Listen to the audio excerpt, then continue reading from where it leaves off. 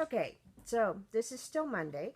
I have my glasses on, and yes, when I take my glasses off, I did wash my mascara off, and I did take the false lash off because I'm getting ready to tackle cleaning out the worm bin. I'm going to take you with me, and there's a lot of dust and stuff involved in that, and I did not want it any closer to my eyes than it needs to be.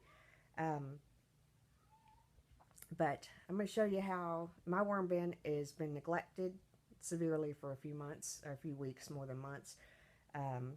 So we're going to clean it back out and get it a little bit more operational. Because I have an abundant supply of banana peels and coffee grounds that need to go in there, and some other scraps. So that's going to be what we do here in a few minutes. So sit back and enjoy the fun of nature. Yay!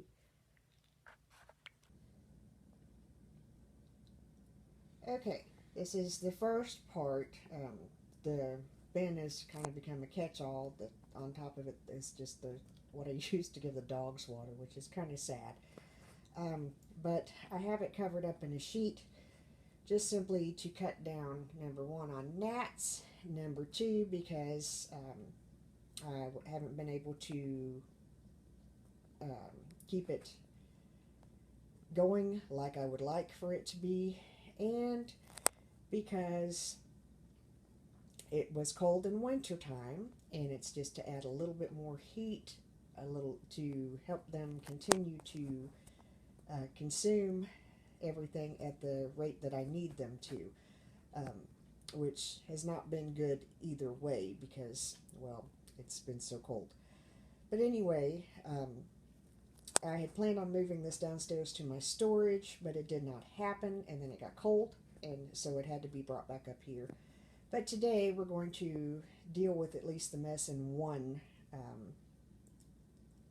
bin and try to harvest some and get some lettuce planted. But we will go from there. I will take you through step by step of what it is. I'm going to just tell you first right offhand that it's going to be a mess, not normally how the bin is usually kept, but it is what it is. If you see the pizza boxes, the cardboard is something that is really something that they love. I try to shred cardboard, I shred my papers, and feed it to the worms, and it becomes wonderful compost. So let's begin. I'm going to get some gloves, and I highly recommend that you do, because we are dealing with rotting food and worm poop. Okay? Just saying. Okay, this is the top tray of the bin. As you can see, it has mostly been turned over and made into compost by my friends the worms. This one does have plastic in it, which is not a good idea. I got lazy when I was shredding envelopes, and instead of taking the plastic out, I just left it in. It's not a good idea to do that, but at the same time, in the winter time, it does help keep the bin warm, because the plastic does heat up. However, they cannot. Plastic is the one thing that the earth cannot consume. You see there's some eggshells in there. What I'll do here in a minute is take this through a strainer, and we'll just put back into the bin what's not usable. I mean, what still needs to be composted. So I'll be right back. Now, as you can see, I have just a plain colander. If you're going to use this method for harvesting, I suggest you get one with the bigger holes. There's a variety of different ways that you can harvest. I've got probably, since I'm going to do a pretty good clean on the bins, I'm probably going to have a lot more compost than what it looks like. But what this is going to do is filter the usable compost from the not usable compost, Now, if it's something like an eggshell or something like that,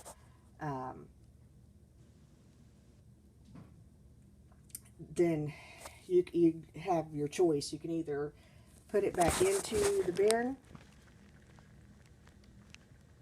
because the worms really like it. The eggshells are really good for the worms. It helps give them grit. Or you can go ahead and put them into the plant, because it's going to do the same thing. It's going to put calcium and stuff back into the soil. Either way, it's going to break down. So it's not really, it's kind of up to you and however you're feeling at the moment. I usually do this with a shovel, but I can't find my shovel, so I'm going to use an old Rubbermaid container. And what we're going to do, there's just like a mess right here in front of the bin because I've just kind of been stacking stuff there.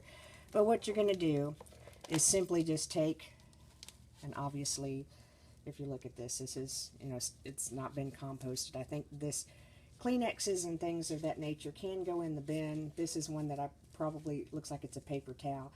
You should tear them up. Maybe a wipe. Wipes are generally not a good plan. But anyway, it's just going to go into the colander, and you can hear it. I have a 5-gallon bucket that this kind of requires 2 hands. But as you can see, you can shake it, and the compost is going to go down into the bucket. There are other methods of doing this, but this is my preferred one, because as you can see, what hasn't been composted is right here.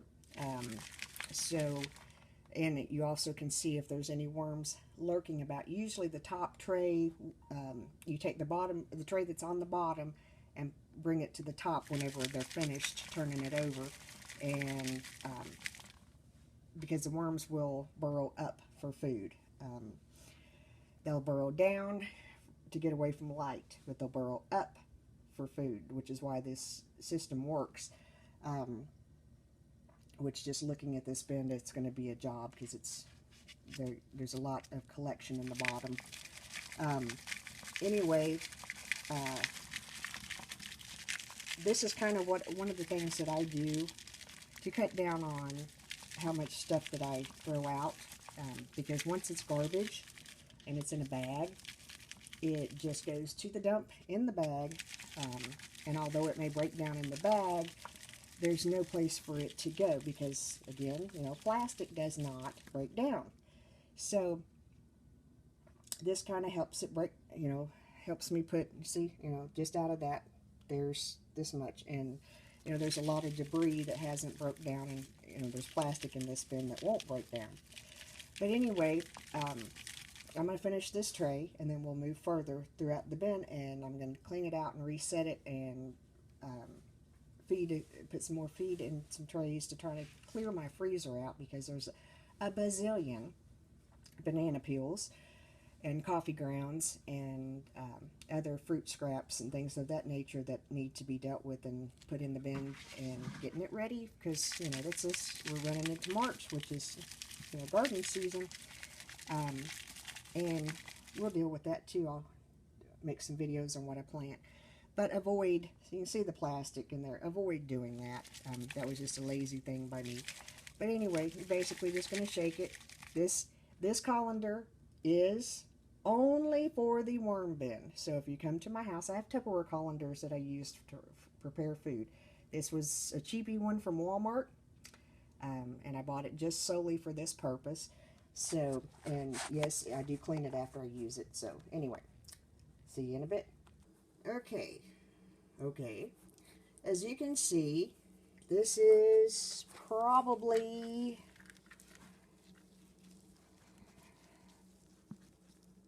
it is up to I guess right there on my fingers. This is wet compost. So what I did, I sifted as much as I could. As you can see, that's empty. There's still some that I need to sweep up. But I also, you know, put some over here because it was very wet. We're going to move over into the next tray.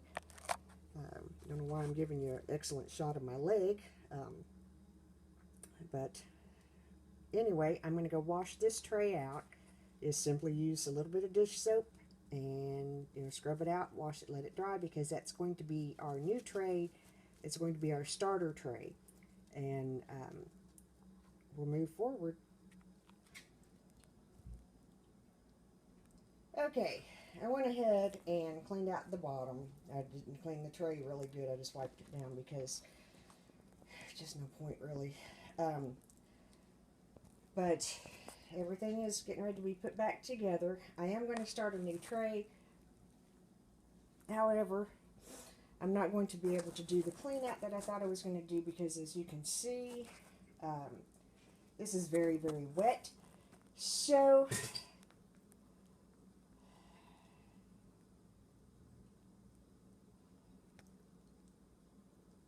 I'm going to restack this with one on top so it can start draining, so we can compost it, and then we'll fill a new tray and go from there. Okay, so I went ahead and loaded this bin.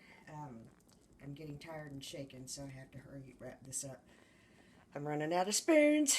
But anyway, I went ahead and mixed some coffee grounds and some banana peels that were in the freezer. Set them out and let them thaw a little bit, because we don't want, if the bin is cold, then they're not going to migrate up into the food. So, but the reason why I'm setting this bin on top of the bottom one instead of putting it solely on the bottom is because I want the worms that are in the bin on the bottom to migrate up.